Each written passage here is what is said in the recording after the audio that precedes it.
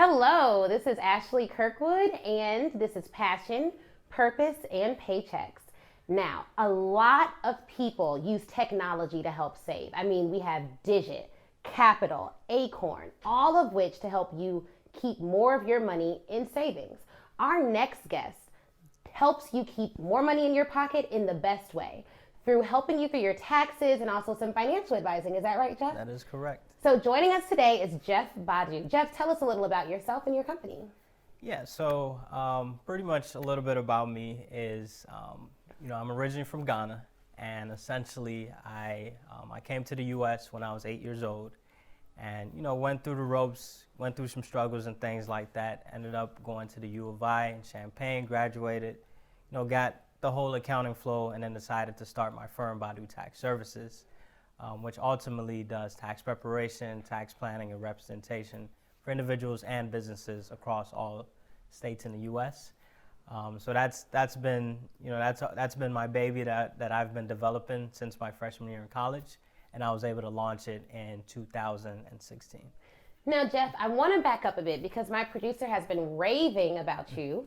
She told me you're 25, left a large accounting firm, one of the big four, and when you left and started your company, you quadrupled the income you were making at that accounting firm. Is that right? Yes, that is correct. I actually ended up quadrupling my income when you compare it to what I was making when I was at PwC. And not only that, but she tells me you have 8 businesses, That is essentially. correct. Yes. Oh my goodness. So this is phenomenal. I want to start with PricewaterhouseCoopers, your former employer. That is correct. You graduate U of I, you get your job at PwC. What was your game plan at that point?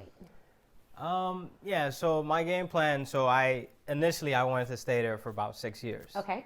6 year was like the mark that everybody wants to stay and then leave. And, Yeah. Once you become a manager, you basically leave to another firm. Mm-hmm.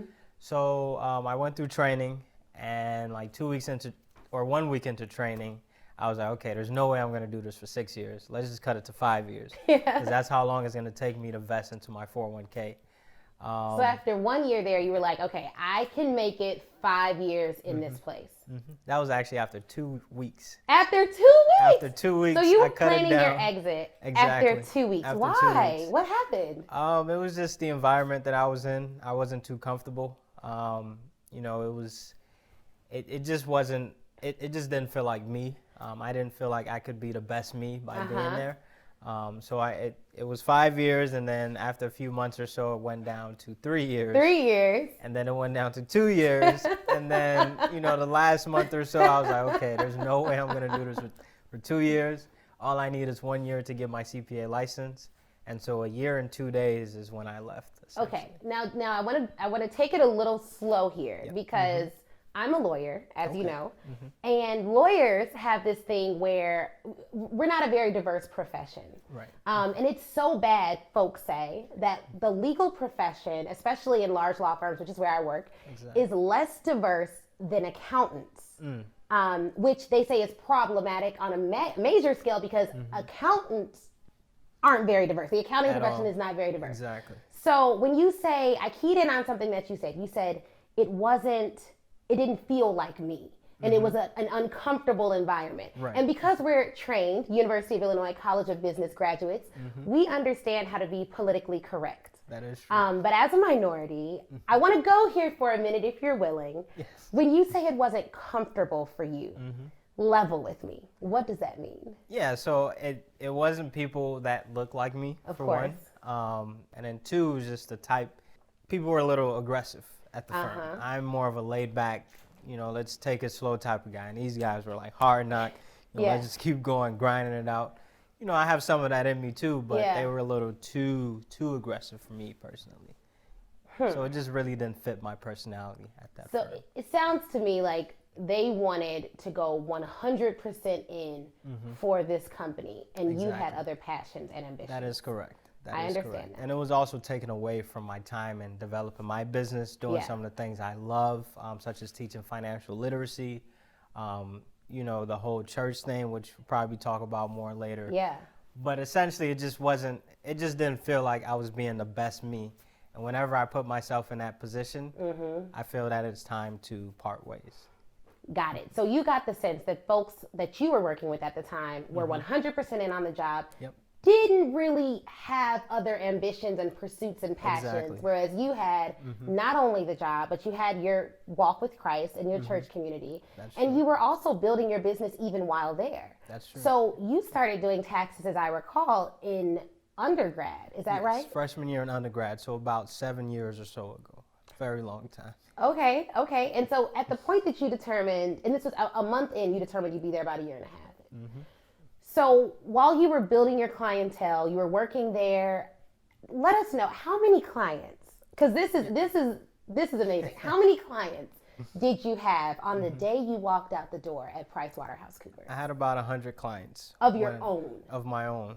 I love that it. I built since freshman year in college. I love correct. it. Tell me about the plan that you had in order to make that transition smooth and successful. The transition from PwC to your own company. Yeah, so I mean, the plan was first I had to get the CPA license. You know, that was very important. That was the big reason why I was able to leave early, because I had that credential, that credibility, which is very important. But ultimately, you know, I, as a matter of fact, the day that I left my firm, I had registered my company. So just to avoid like conflicts of interest and things like that, I registered my company, or I at least submitted the application. When you left. Exactly. Exactly. And that's an important thing to note. Yeah, exactly. So Yes. that's very important. I mean, so that was a huge step in itself. You know, went through the IRS registration process. Right. You know, started building a website. So it just a lot of, so it went registration, website. Started meeting a lot of people, networking and things like that. And then ultimately, I launched the firm in January of 2017. What a blessing. Oh my goodness. Okay. So I hear all the time that it takes entrepreneurs about, I mean, it could take anywhere from 1 to 3 years. We had another guest on the show previously that said it took her about 2 years or so to really start seeing a profit and seeing and getting the systems in place that she needed to be successful. Exactly. How long did it take you to start making a profit in your business? Took me 1 month, exactly. 30 days. That is correct, 30 days. Walk me through that. So what do you attribute that to? I mean, that's phenomenal, right? Yeah. Who wouldn't leave their job if they could be profitable in 30 days? Yeah. So, and how long did it take you to quadruple that income? So to quadruple, I mean, it's still a work in progress. Yeah. You know, as far as the quadruple, it's more of a, so to date, you know, if you were to benchmark it towards the end of the year, that's where you would be. But essentially, you know, I had my clients, the 100 clients or so that I you know, kept with me. So that in itself already had the clientele. I started advertising on different sites and things like that. Which sites did you use to advertise? Yeah, so I use Yelp, I use Facebook, I use Instagram, LinkedIn, Twitter. Do and are some these SEO. paid advertising? Some of them are. Okay. So Yelp is definitely paid. Okay. LinkedIn, some of it is. Some of it is just, you know, generic, organic ads and things like that. Facebook, I actually have a girl who works at Facebook. Okay. And she has a benefit that she provides me, you know, a certain amount of dollars in advertising as a part of a program that they have. And she, you know, I do her taxes for free, you know, as a trade-off. Everything in life should be a trade-off, ultimately. Yeah, I agree. So some of it is paid. I mean, I would say I spend about $500 a month on advertising. Okay. And I am looking to at least double that next year, because I want to, I want my firm to grow a lot, you know, over the years and things like that. And so we've spoken before, and I believe you told me you want your firm to be the largest firm in the U.S. Is that correct? That is correct. Or one of the largest. One of the largest one firms, of the largest. and that's one of the largest tax consulting firms in the U.S. That is correct. That's a phenomenal goal. I love that. Yes, ma'am. I love that. Yes, ma'am. And so we talked a little bit about advertising, and I want to double back to that just because we have so many entrepreneurs that are watching right now. And so where have you advertised and seen the most success? Like which forum has given you the best return on your investment? Yeah, the best return on investment is definitely from word of mouth. Yeah.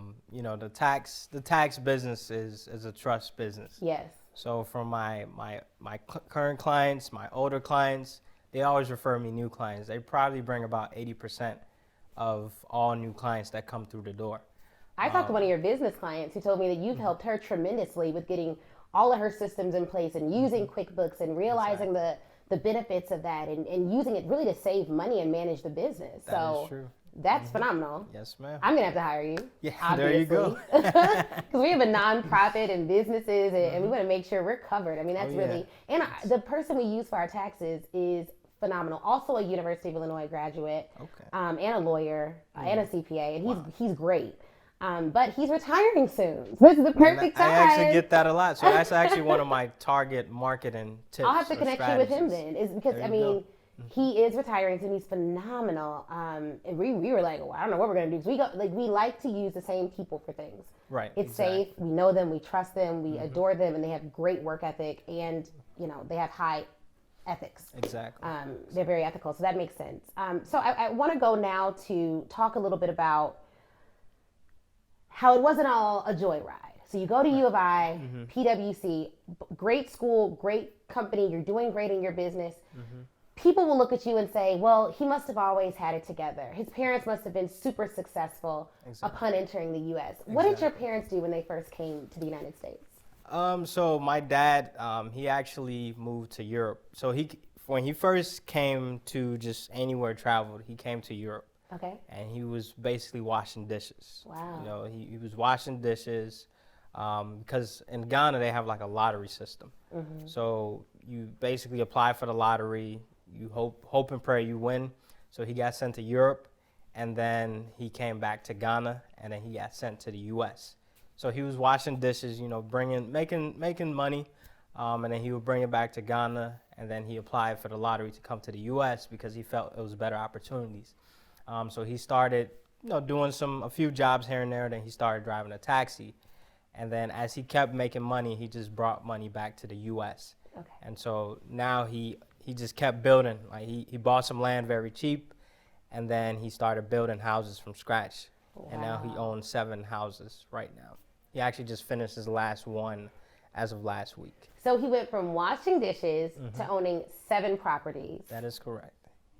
On his own. On his own. Amazing. No loans, no he loans. didn't finance anything. Owns them outright. Oh. Owns them free and clear, no mortgages, no anything like that. I love it. I love that hustle. I love that the work ethic and the dedication and the time and the intellect that it takes to do something like that. That's a real boss move. So what about your mom? Yeah, so my mom, so when my dad migrated over here, luckily he sent some money back home, and my mom also won the lottery. And so she came here, and ultimately she started working like some hotel jobs, doing some housekeeping. And she also was sending money back to Ghana to build her own house. So she also owns a house now, and she just bought like two sets of land. One is like a hotel resort, basically, she's about to build. So she's also a hustler. Right. And that's the general theme of my family. Yeah. Everybody is really an entrepreneur, a hustler. So she also owns a retail shop. She owns like 2 retail locations in Ghana. And she's a nurse, and she does hair as well. Wow. So she's like the ultimate hustler. Yeah, definitely. That is phenomenal. And I understand that my mom works extremely hard, has a successful career, has her MBA, continues to get her education. And my dad's been an entrepreneur for the vast majority of my life and has several businesses. And I told you now he's in the car business, so you all have to hook up. That is correct. So tell me about the businesses. You have 8. That is correct. But you have one that you promote. The one business that you are consistently promoting is Badu Tax Services. Is that right? That is correct. Okay. And so tell me about the 8 businesses. What's the first one? Yeah, so the first one is a tax firm. Right. And then the second one is I also own a car rental company. Okay. And then a real estate company, or I invest in real estate. Okay. And then a credit repair company. Okay. And then a property tax appeal company. Okay. So that's 5 right there. Yeah. And then I teach / tutor / do some public speaking. I call that into one bucket. So that's 6 right there. I also do some financial coaching / life insurance, things like that. Yeah. So that's number 7. So you're an insured life insurance provider as well. That is correct. So I have a life and health license. I love just that. as a backbone. Yeah. Just to have it. It's a fairly easy exam, and just went in there and knocked it out. And then the last one is I help people get funding. I've partnered with a lending institution or financial institution to give out loans to small business owners who might be in need of some capital. Phenomenal. Phenomenal. And so that blows my mind that at 25 you have 8 businesses and you run them simultaneously with the tax business, the tax consulting firm being your primary business. That's like the like the centerpiece. Yeah, exactly. That's the centerpiece of all. Everything else is like a surrounding or value added to the tax business. And an example of that is I have a lot of real estate clients, and so I have a real estate company. People like to work with people that they believe know what they're doing. Yeah. So if I own a real estate company, it sort of feeds off each other. And then the car rental, I work with a lot of Uber and Lyft and just people in the sharing economy. Yeah. So a lot of my clients, my tax clients, are also in the sharing economy who I rent out cars to. So they all feed off of each other, basically. So is it safe to say that you started with the tax consulting firm, but these other companies began because you wanted to provide all the services that your clients needed? That is correct. So the car rental and the real estate, that's more just passive income. That's more financial freedom type thing. The other ones are true value added because my clients were asking me, hey, I need some credit repair. Do you know somebody who does credit repair? For like 6 months or so, there was nobody that I knew did credit repair. And I was like, well, there you go. That's a golden opportunity. Yeah. So I partner with a firm that actually does the credit repair, but I get to promote it. I get to do a lot of, and I get to learn a lot about it too. And then things like the life insurance or I was sending people to different agents. They didn't like them. Right. It's tough. Exactly. It's tough. Exactly. Okay. So they really, basically what happened was they wanted me to do everything. Yes. And so now I'm just adding more things to my, to my portfolio. And then also the lending, the small business lending, they're like, okay, I need some money. So where do I go? And I'm like, well, I know here's a bank or here's a financial institution you can go to. They'll take very good care of you and let me know if there's any questions. And so really these are truly value-added services, and my clients now feel like they can contact me for anything. So outside of working, what did you do to really hone your craft? What did you do to become great at it? I read a lot. So I read a lot of books. And what's a lot? Let's quantify that. So I've read 18 personal finance books so far this year. This year? This year alone. Wow. I'm actually on number 19 right now. All right. So really just learning that, learning is really the key to being good at anything in life. Whether you're a basketball player, whether you're a CPA, an attorney, anything like that, you have to learn. So I read a lot of personal finance books that are on real estate, taxes, financial advisory, things like that. And then I also read a lot of articles. I think the articles really, so those were more like snapshots of the different investments and things like that. For the longest, for example, like 5 years ago, if you asked me what an individual retirement account is, an IRA was, I wouldn't know what it was, to be honest. But now I can teach it. I can break it all down to you because I've read so much about it. I also talk to a lot of experts. And then I put it into practice. When I see a tax return, I see there's not an IRA, well, it's time to go get you one, basically. So the learning, putting into practice, and I also teach it to other people as well. So then it's like a triple cycle. I love that. I love that. That is truly phenomenal. Yes, ma'am. So what would you say, because I know that everyone will see you and they'll see all the success. Exactly. Tell me about a time in your life where you didn't think you would have said success. I would say I've always been doubted in life. I remember my uncle told me you can never be an accountant. It's predominantly white, things like that. It's a lot of different things. I've always been doubted. You can't go to U of I, you can't do this, you can't do that. So I've always been doubted. And then throughout my life, I didn't always hang around the best people. Okay. I actually almost went to jail once in my life. Wow. And that was really a turning point in my life. What happened with that? Yeah, so basically, I was hanging around the wrong crowd. They started getting involved in some gang activity. The cops showed up, and yeah, it was just crazy. Luckily, they didn't find me as part of the situation. Yeah. Because and it was for various reasons. Exactly. Wow. It was some gang activity going on, some different things. So those friends, I was like at the age of, I believe, 14 or actually around 16 is when I said, I can't hang around these people anymore. I need to go to other people. So that's when I really started getting into the gospel and getting into, you know, the churches and things like that. I had always been going to church. Yeah. But after that, I was like, I really need to go to church. And so I met a nice, you know, a lady who really walked me through the ropes. She's also been through some, you know, gang activities, things like that. And so she really preached to me. And then she surrounded me with other people who are now my closest friends. So, you know, these are, I even call, some of them are mentors to me. Some of my close friends are mentors. So really it was, I was hanging around the wrong people. And so they was sort of diminishing my capabilities. And so I had to get away from them, which unfortunately some of them are dead now. Really? Some of them are in jail. Some of them are, you know, just not living a life that, because I see some of these people, you know, I live in closely the same neighborhood as some of these people. So I see them sometimes like, hey, you know, what's up, Jeff? Things like that. You know, we shake hands, we do what we got to do, but at the end of the day, you can tell there's like a separation between. Exactly. So just from that standpoint, I was just hanging around the wrong people. So I didn't always think that I was going to be here until I started hanging around the right people. So help me out with this, because a lot of our viewers are actually parents.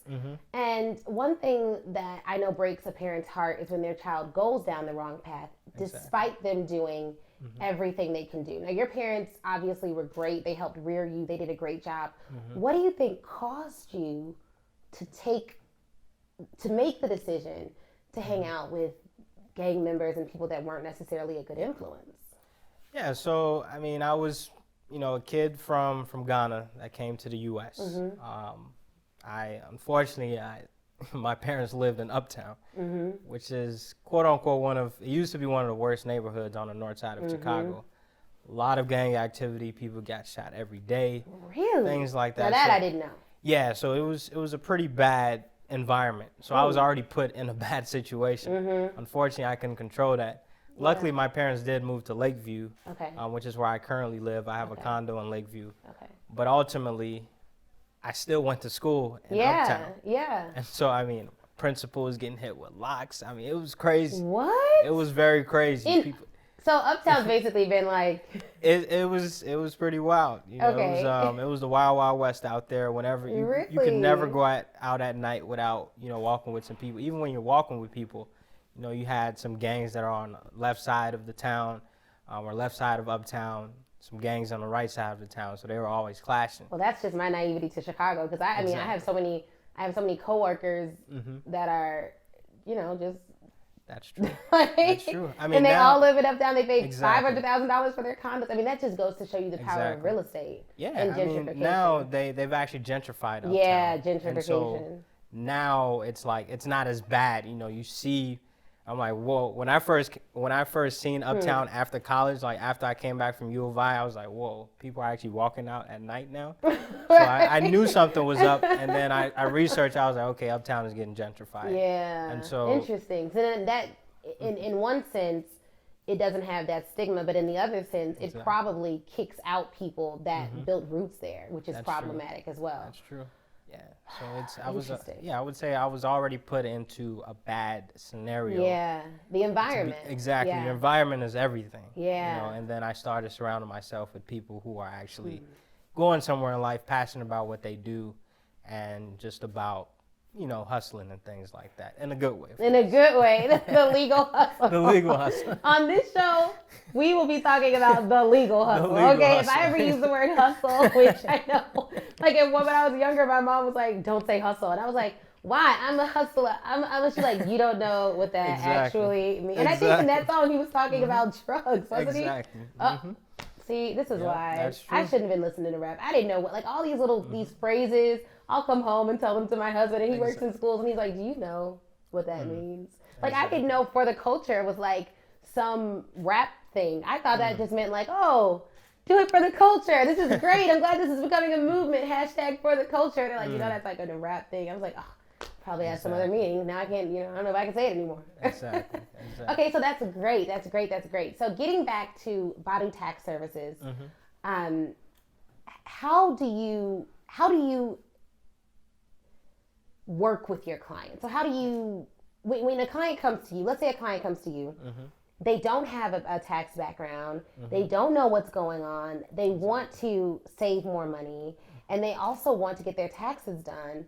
What do they need to come to you with? Yeah, so the first thing is most of my clients do things virtually. So 90% of my work is done virtually. Okay. So for example, I have a mobile app where you can literally download it on your Android or Apple devices. Wow. And ultimately what happens, you go through a questionnaire. So the app, you click on the app, click continue, all that good stuff. You go through a quick scenario, like are you single, married, do you have kids, this and that. And then you go through a questionnaire. And so you can do this while you're watching TV. You can be in a bed doing Love this. that. That's exactly. So it's very convenient. Yeah. So it's more like the do it yourself, but you also have an expert on the back end looking at everything. Okay. So you instead of the whole weird scenario of, oh, I just came to your office. Yeah. What do I bring or what do I do? Yeah. So I'll talk about that just a little bit more. But with the mobile app, essentially, they go through a scenario. They put in the data. They can take pictures of their W-2, 1099, all the forms. They send it to me. It gets deleted off their phone instantly because it's end-to-end encrypted. Yeah. Comes to the back office, which I have my username, admin username and password. I import it into my tax software, and then I review it, and then I essentially send them the results. They say yay, nay, and then ultimately they get their taxes done.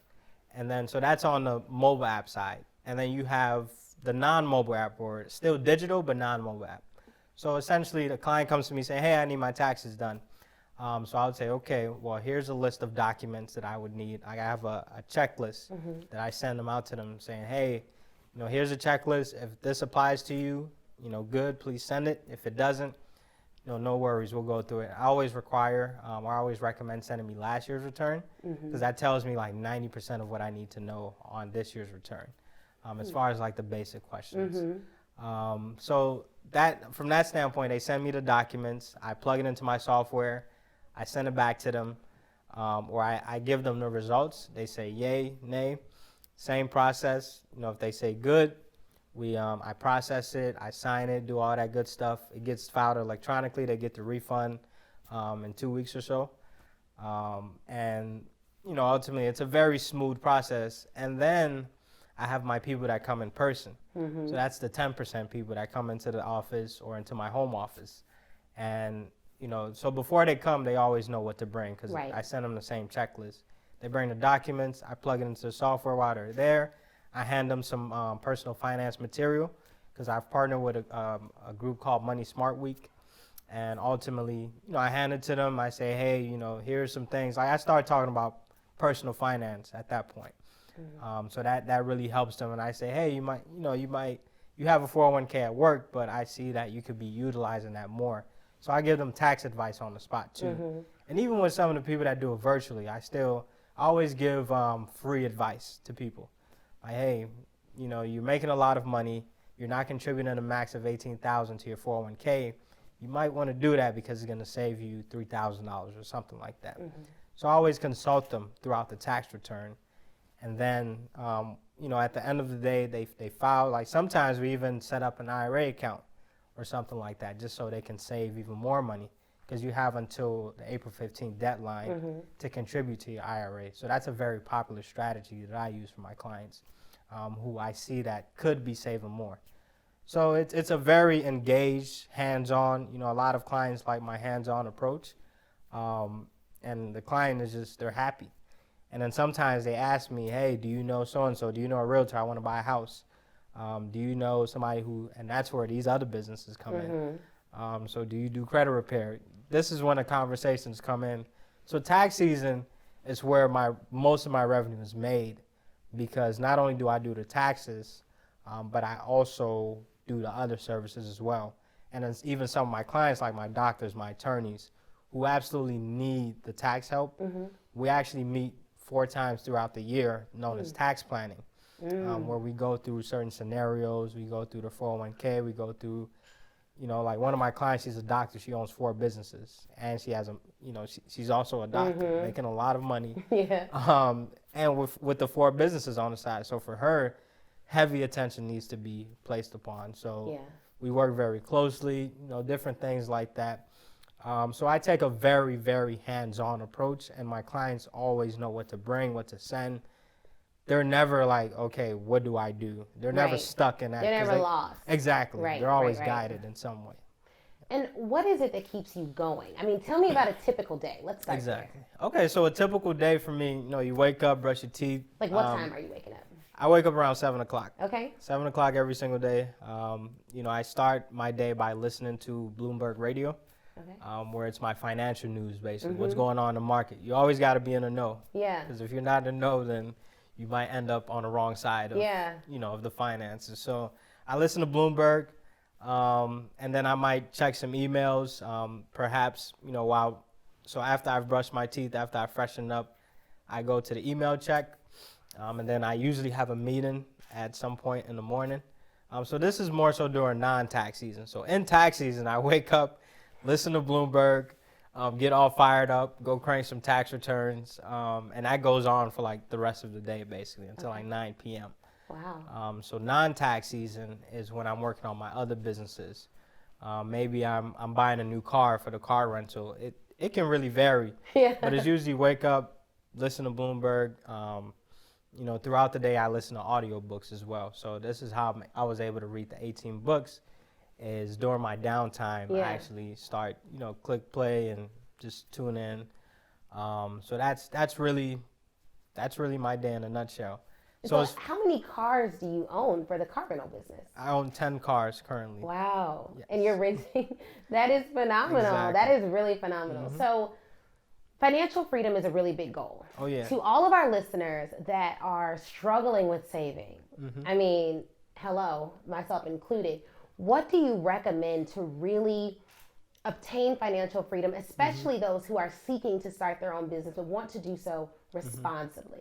Yeah. Everybody's not into being the starving artist, right? Exactly. So, like, what do you suggest? Yeah, so I would say start with the foundations. So the first recommendation is to educate yourself. Start reading, start doing some research, start seeking out people like me. I have my website where I post different personal finance blogs and things like that. Wow, and that's free? 100% free. Amazing. Where can they find that? It's on www.jeffbadu.com, jeffbadu.com. Excellent. You can find blogs, videos, scholarships, anything money related you need, I got it for you. So jeffbadu.com. Yep. Amazing. That's easy to remember, jeffbadu.com. Exactly. Yep. So, okay, educate yourself. What's the next Educate thing? yourself. The next step is to build the foundation. So you've already got the blueprint, or you've already got some knowledge. Now it's like building a house. You've got the knowledge. Now it's start to build the foundation. So that's your budget. So you need to go into your budget. Everybody should have a budget. It doesn't matter how rich you are, it doesn't matter how much money you have. You have to have the budget. You have to know what's coming in and what's going out. It's all about it. It's a cash flow world. So if you don't know what's going in, if you don't know what's going out, it's going to be a problem to know how much you can save, how much you can invest. Are you short-ended? Do you not make enough money? Maybe it's time to pad up a little bit. Do you pay too much taxes? Which that is, the average American pays about 40% in taxes. 40%? 40%. I felt like I was being robbed, but I didn't know it was that much. 40% when you calculate income tax, state tax. Federal income taxes, state income taxes, sales taxes, just a bunch of taxes. Yeah. Probably a tax for breathing air nowadays. Is that crazy? But when you think of the client that you've been able to help the most in tax savings, how much have you been able to help that person save on their taxes? I've saved one of my clients $100,000 in taxes in 2017. And where can I sign up? Where can I sign up today? So you can go to BaduTaxServices.com and set up a free consultation. Okay, so instead of JeffBadu.com, to sign up for that package. To sign up for that package, I always offer a free. The first meeting is always free. Yeah. Okay. We can do however way you want. It's a free 30-minute consultation. And that's BaduTaxServices.com. Okay. Exactly. JeffBadu.com for the free stuff. Exactly. That you maybe can help educate yourself, but maybe that ain't been working out now. So then you go over to the real deal, and that's BaduTaxServices.com. Okay, excellent. So yeah, that's phenomenal. Yeah, so $100,000. So basically, in a quick nutshell, You know, he was working, making about 300, 400 or so thousand a year, Okay. paying about, say, half in taxes, basically. So we looked at that, noticed he didn't have a 401k. At that time, did he have a tax consultant that he was working with? Nope. He was just doing it through like TurboTax. Okay. Yes. So he's making 400K a year and using TurboTax? Exactly. Don't do that. Exactly. I mean, TurboTax, I'm sure, is phenomenal and great. Yeah, I mean, it's a great app. Trust me, I'm partners with Intuit. But yes, So- but if you so don't know, like for me, if I don't know something, my professor, I have a professor from law school. I went to Northwestern Law School. My professor was a multi-millionaire. And what he told us in class, I will never forget. He was like, you know what? You all are going to be lawyers. You all will have skills in law. You will have certain skills, like, you know, I have a special set of skills. Exactly. But those skills do not extend to everything. And I think when you're a smart person, sometimes we think, oh, I'm smart. I could do this. I could do that. I could do this. My life got better when I decided to pay people who know what they're doing, down to the laundry. My husband wanted me to do all his laundry. And I was like, okay, but I don't have that skill set. You know what I mean? Like I could do laundry, I could fold. But let me show you what the women who know how to, like, if you pay someone to do it, and that's what they do, that's what they love, that's their passion, doesn't matter what it is, it's going to be superior to you just going through the motions.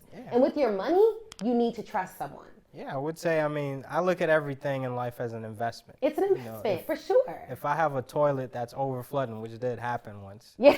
I call my plumber. You know, I'm not about to go to YouTube, go to Home Depot, you know, get all the tools in the world. I don't even know what type of tools are necessary.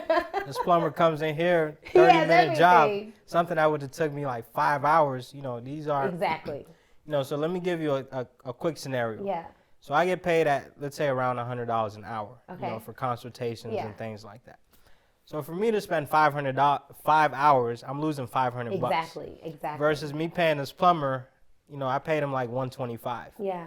So that's a huge return on investment. Mm-hmm. You know, so for me to actually spend that type of time, it's unnecessary when you can just pay somebody, do it for you, they do it right.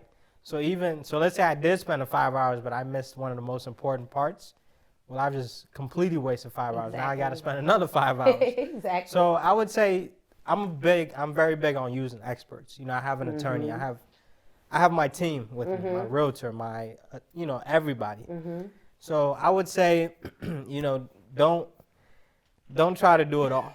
You know, everybody has their place. Everybody went to school. You know, you went to law school, grinded it out, did all this.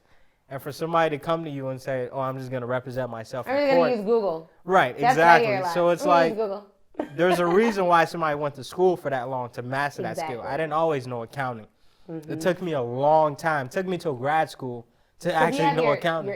Your CPA, Yes. your BA, your bachelor's degree, as well as a master's degree. That is correct. What is your master's in? Master's in accounting. Master's in accounting. Amazing. Yes, ma'am. So that's phenomenal. Okay, so we got a little off track, but you said first we need to, of course, educate ourselves. Second, we need to build the foundation. Build the foundation. What's next? Yeah, so once you build the foundation. You have your budget. Exactly. Now you know what's known as your disposable income. Yeah. So once you know your disposable income, you can say, okay, I'm going to invest $500 a month. Now, where do you invest? That's the tricky part. And that's where the education comes in. And so, I mean, I would say I would sit down with somebody who's, you know, an expert or some sort. If you do want to do it yourself, that's fine. But learn first. Right, you're going to learn a lot too. So this thing goes back into the whole, do I want to spend time?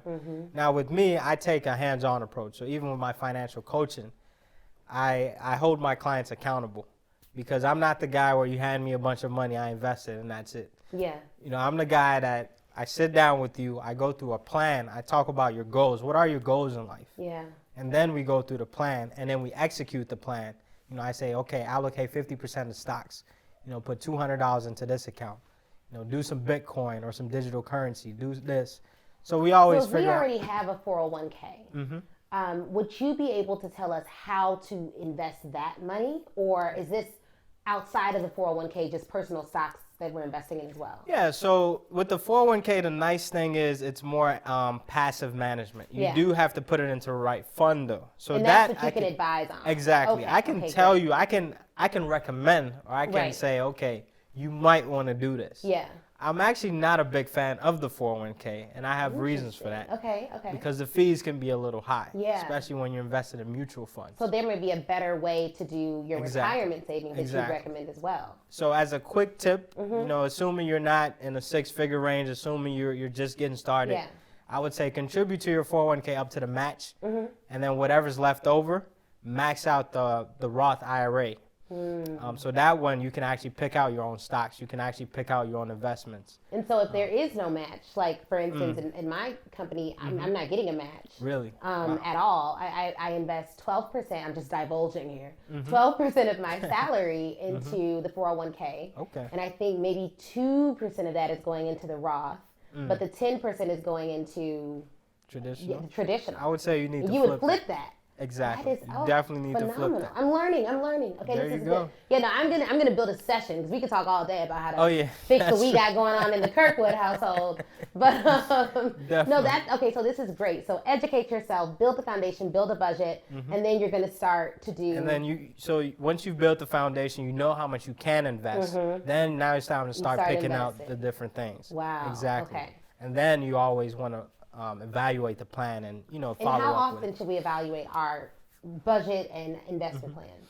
I would say, to me, do it as often as possible. Okay. Probably twice a year. Okay, You sit definitely down, twice a year. reallocate your assets and things like that. This is amazing.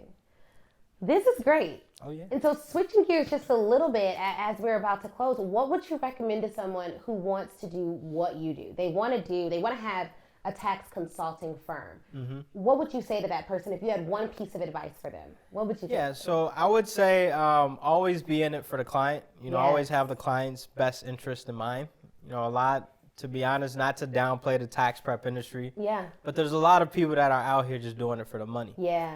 For me, I'm actually doing it because I'm passionate about helping people save money. Yeah. And trust me, when it comes to taxes, Yeah. I mean, imagine 50% of your money going, or 40% going out the door. Yeah. Every single year, unknowingly. And so what I do is I help people find money. And so my advice is to be in it for the client, have the client's best interest, actually, go through some guidance. A lot of these tax firms are doing it the old school way. Yeah. Where you just come to their office, they do the taxes, they leave, don't see them, they go on vacation, can't even get in touch with them. Yeah. They're probably about to retire, things like that. So that's the old school way. Yeah. So I would say, do it the new school way where you're an advisor, you're a value-added person, and not just, I don't want to do it on TurboTax. I just want you to do it because I just don't want to do it. So become a value-added person, and then surround yourself with other value-added services like the credit repair. Just pick like something that, for me, it happened to be 7 different things. But pick at least one thing. Like, for example, you want to do real estate. Well, start learning about real estate taxes too. Yeah. Because then you can be a real estate tax expert. Yeah. And then anytime somebody thinks about taxes and real estate, and trust me, that's like one of the biggest areas people need tax help. So just become that expert in that one niche. But still know how to do taxes for everyone. But just focus on like one, try to do like at least one niche that you can focus on. Phenomenal. So if you want to be helped in finding money, which who doesn't, right? Exactly. Hit up my new friend, Jeff Badu. Go to badutaxservices.com. Jeff, thank you so very much Not for a your problem. time, Thank you. your expertise, your wisdom. You are going places, sir.